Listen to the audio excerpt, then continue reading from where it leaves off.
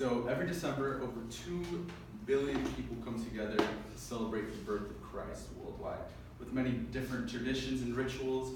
I remember as a young boy waking up next to the Christmas tree and seeing all the presents right underneath and getting ecstatic.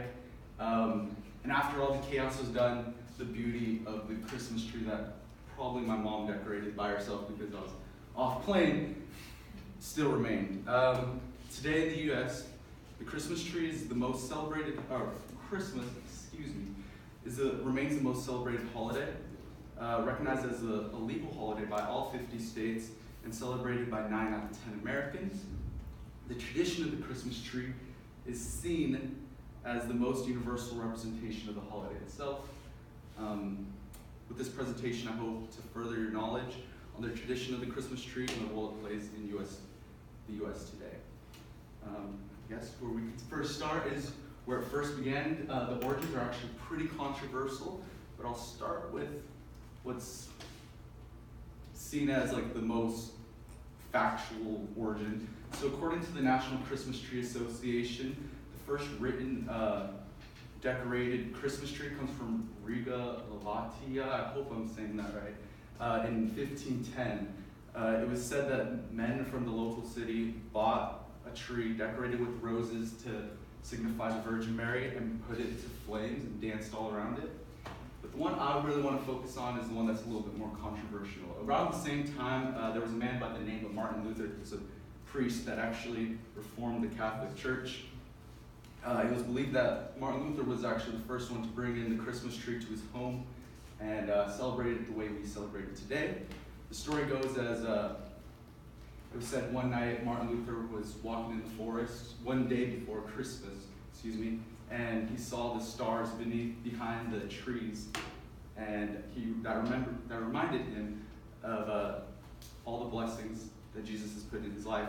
So he cut down one of the treetops, brought it to his house, put candles all over the branches, and shared to his kids, as you can see in this painting, this lovely painting here, shared to his kids the coming of Christ and the blessings he's put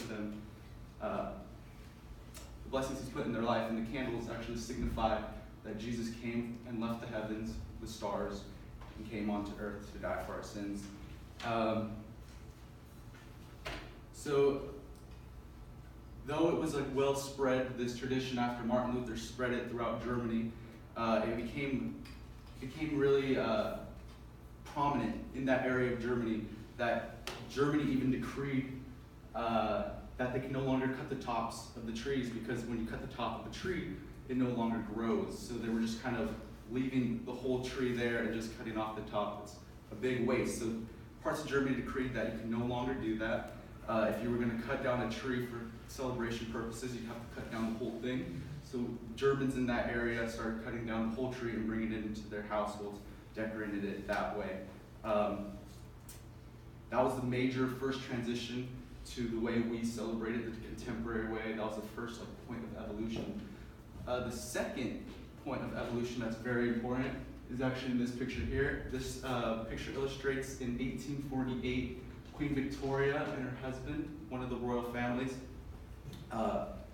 popularized the Christmas tree.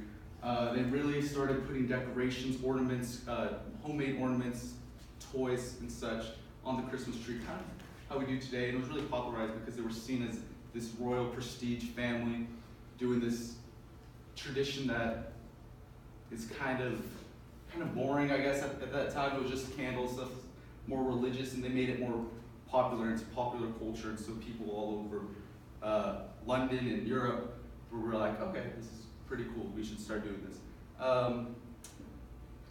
And these points in evolution play a huge role in how we celebrate Christmas today. So Christmas today, 8 out of 10 households displayed a Christmas tree this past year, so about 80%. But this is by far the first time that Christmas trees have been in households. The first tree law in the United States was started by Mark Carr in New York in 1851. This past year alone, there was over $1.1 billion in tree sales, and there's no slowing down from here. According to the University of Illinois, 24.5 million farm-grown own trees were purchased in the United States in 2012. Although it may seem as many, there are approximately 350 million still growing today. It has been observed that the amount of trees sold is on a constant incline, for people are more recently purchasing more trees to display throughout their house rather than just having one centerpiece.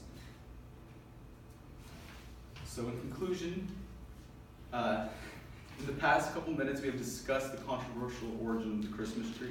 We have learned the key shifts in the Christmas tree evolution to allow us to understand why we practice it the way we do. And finally, we have discussed how prevalent the tradition of the United States practice of Christmas has been. The Christmas tree is used all over the world to symbolize the celebration of Christ and has become especially popularized here in the States. So now, the next time you're decorating the Christmas tree with your family and friends, remember the reason.